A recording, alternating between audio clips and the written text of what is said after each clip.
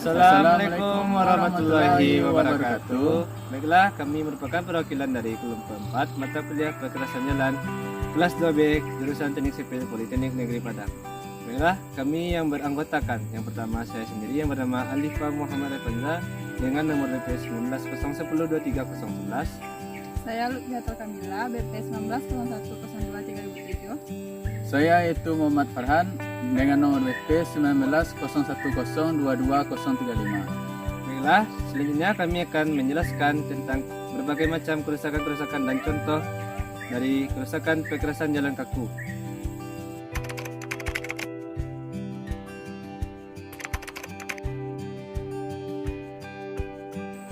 Selanjutnya yaitu kerusakan depression atau amblas. Kerusakan ini yaitu yang kedalaman amblas yang dipandang kritis adalah lebih dari 25 mm. Risiko lanjutannya yaitu pertama, mengurangi kenyamanan dan keselamatan kendaraan. Yang kedua, dapat menimbulkan genangan air yang memungkinkan air masuk ke dalam perkerasan. Selanjutnya penyebab pertama yaitu pemadatan pada lapis fondasi yang kurang baik. Kedua, penurunan tanah dasar yang tidak sama. Ketiga, daya dukung tanah dasar yang kurang baik. Selanjutnya, hilangnya butiran halus pada lapis fondasi atau akibat pumping. Dan selanjutnya itu cara penanganan atau solusi. Solusinya itu jika kedalaman amblas lebih dari 25 mm maka ditangani dengan penambalan, dan jika kedalaman amblas kurang dari 25 mm maka ditangani dengan lapis perata.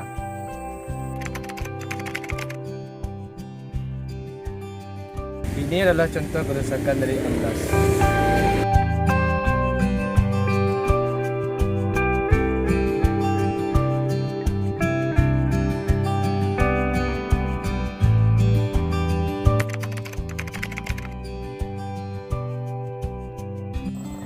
Selanjutnya yaitu pumping atau pemompaan. Risiko lanjutannya yaitu mengurangi daya dukung lapis fondasi karena timbulnya rongga di bawah slab atau pada lapis fondasi. Kedua yaitu terjadi rocking dan retak. Meluasnya area atau slab yang mengalami pumping. Tiga yaitu berkurangnya kenyamanan dan keselamatan berkendara. Untuk penyebabnya yaitu kadar air yang berlebihan pada tanah dasar. Kedua yaitu infiltrasi air melalui celah sambungan atau retakan. Untuk cara penanganannya yaitu 1. Full depth patch dan membuang yang rusak. Kedua yaitu pertimbangan dengan memberikan dowel bars. 3 yaitu memberikan stabilisasi pada bagian yang pumping.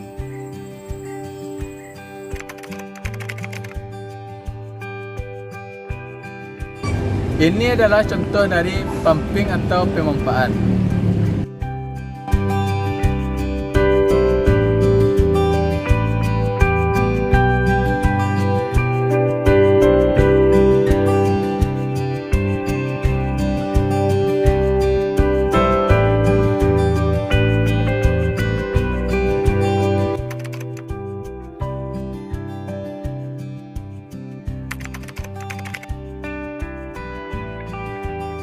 Selanjutnya yaitu retak sudut atau corner crack.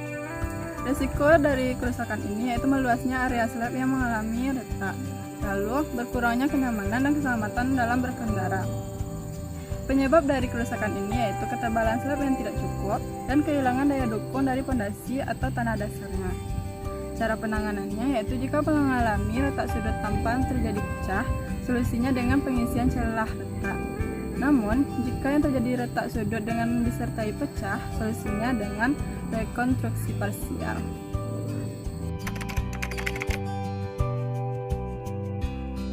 Ini adalah contoh dari kerusakan yaitu retak sudut.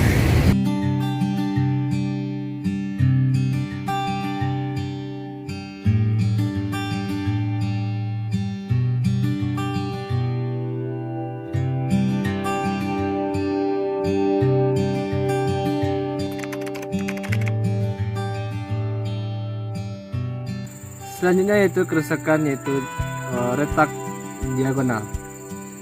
Risiko lanjutannya itu meluasnya area slab yang mengalami retak, berkurangnya kenyamanan keselamatan berkendara. Penyebabnya itu pertama terjadinya penurunan badan jalan, yang kedua tebal slab dan yang tidak cukup, yang ketiga terjadinya penyusutan dini selama perawatan, dan terakhir itu terjadinya rocking.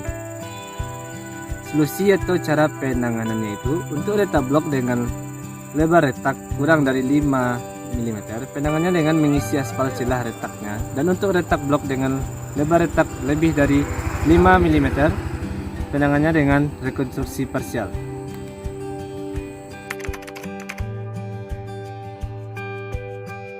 Contoh dari retak diagonal.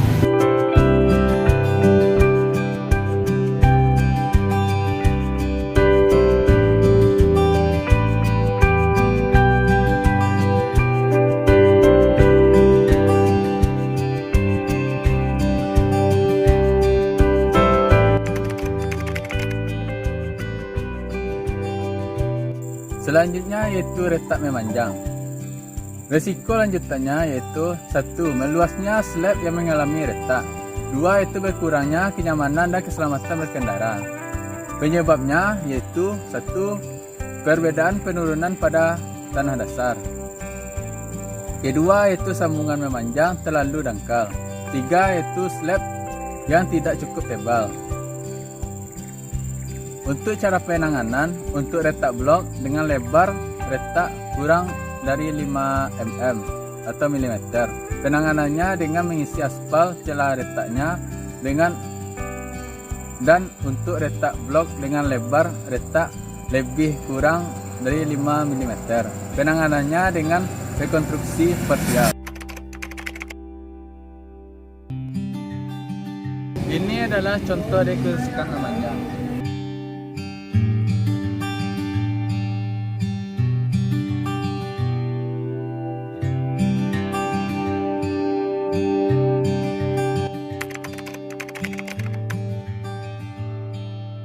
Selanjutnya yaitu retak tidak beraturan. Risiko lanjutannya meluasnya area slab yang mengalami retak, berkurangnya kenyamanan dan keselamatan berkendara. Penyebabnya yaitu terjadinya pumping dan rocking. Kedua yaitu tebal slab yang tidak cukup. Ketiga yaitu terlambatnya memotong sambungan. 4 yaitu terjadinya amblas. 5 yaitu penyusutan dini akibat terlambatnya perawatan. Untuk cara penanganannya, untuk retak blok dengan lebar retak kurang dari 5 mm, penanganannya dengan mengisi aspal celah retaknya, dan untuk retak blok dengan lebar retak kurang lebih 5 mm, penanganannya dengan rekonstruksi parsial.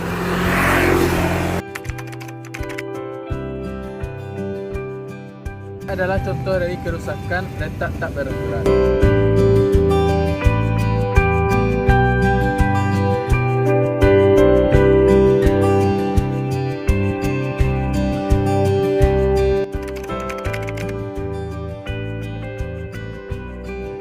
Selanjutnya yaitu retak melintang. Retak melintang ini resikonya yaitu meluasnya area slab yang mengalami retak, lalu berkurangnya kenyamanan dan keselamatan berkendara.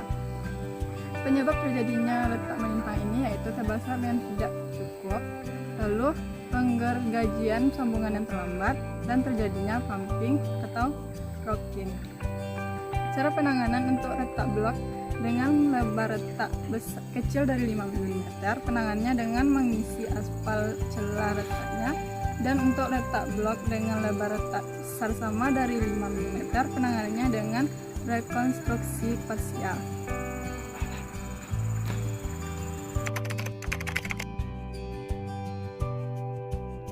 Ini adalah contoh dari kerusakan dalam retak melintang.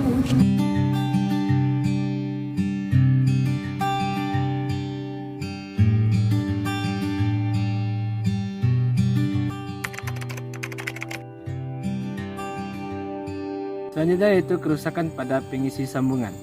Ada dua jenis berdasarkan bahan pengisinya. Yang pertama, bahan pengisi yang dibuat di lapangan yang dituangkan ke dalam sambungan. Umumnya jenis ini adalah aspal karet yang dituangkan secara panas. Jenis lainnya adalah elastomer. Yang kedua itu bahan pengisi yang dibuat di pabrik yang disisipkan atau dimasukkan ke dalam sambungan yang telah dibuat sebelumnya. Selanjutnya yaitu penyebab. Penyebab pertama itu pengawasan dan pelapukan bahan pengisi. Yang kedua, kualitas bahan pengisi yang rendah. Yang ketiga, kurangnya kedekatan bahan pengisi terhadap dinding sambungan. Yang keempat, terlalu banyak atau tidak cukup bahan pengisi dalam sambungan. Selanjutnya itu akibat yang terjadi, yaitu terjadinya pumping dan dropping. Yang kedua, meningkatkan kebisingan, berkurangnya kenyamanan dan keselamatan dalam berkendara. Selanjutnya itu solusi atau cara menanganinya itu dengan menggantian bahan mengisi sambungan.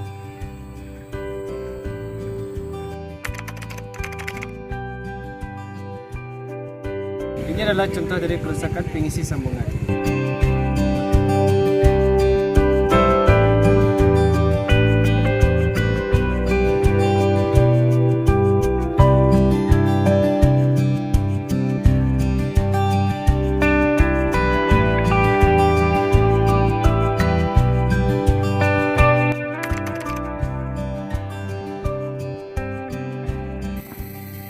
Gompa adalah pecah yang umumnya terjadi pada bagian tepi permukaan slab, sambungan, sudut, atau retakan. Kedalaman gompa bervariasi hingga lebih dari 50 mm. Penyebabnya yaitu infiltrasi material yang tidak elastis ke dalam sambungan atau retakan. Yang kedua, pelemahan pada tepi sambungan akibat pekerjaan. Yang ketiga yaitu korosi terhadap pelangka. Dan yang keempat yaitu kesalahan pemasangan dowel. Lalu, mutu agregat campuran beton yang rendah. Akibatnya yaitu yang pertama, meluasnya area slab yang mengalami gompal. Yang kedua yaitu mengurangi kenyamanan dan keselamatan berkendara. Dan selanjutnya yaitu dapat menimbulkan kerusakan yang lebih parah. Solusi yang dapat kita lakukan dalam kerusakan tersebut yaitu penanganan untuk kedalaman besar dari 50 mm yaitu dengan melakukan penambalan. Sedangkan untuk kedalaman kecil dari 50 mm penanganannya dengan pelapisan ulang tipis.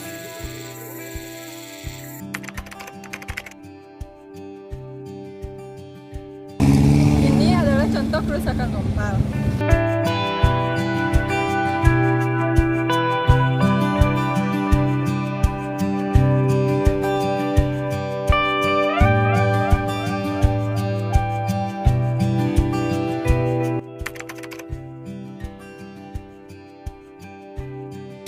Selanjutnya yaitu kerusakan edge drop off. Edge drop off ini yaitu terjadi pada bahu yang berdekatan dengan slab. Penyebabnya yaitu karena kesalahan pada saat pelaksanaan, kesalahan geometrik, dan drainasi bahu yang kurang baik. Selanjutnya yaitu material pada bahu yang tidak stabil. Akibatnya, masuknya air ke bawah perkerasan dan akan memperparah kerusakan yang terjadi.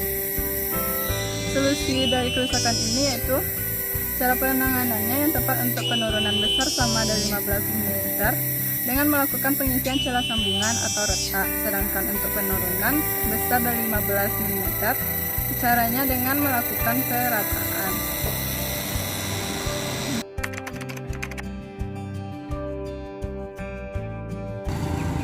Ini adalah contoh kerusakan edge drop off.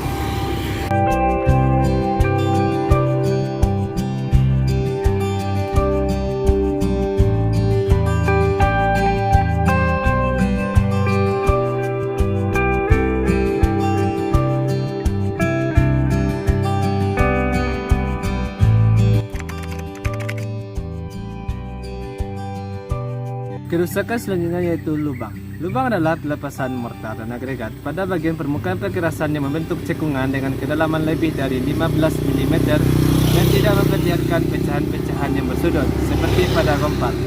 Kedalamannya dapat berkembang dengan cepat jika adanya air. Penyebab yang pertama yaitu retak setempat. Yang kedua, penempatan dowel terlalu dekat dengan permukaan perkerasan. Yang ketiga, akibat dari kerusakan atau retakan yang tidak segera ditutup.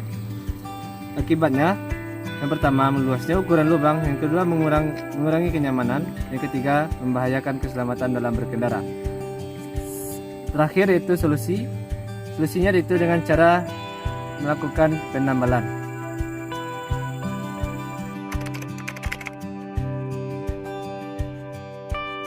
Ini adalah contoh kerusakan lubang.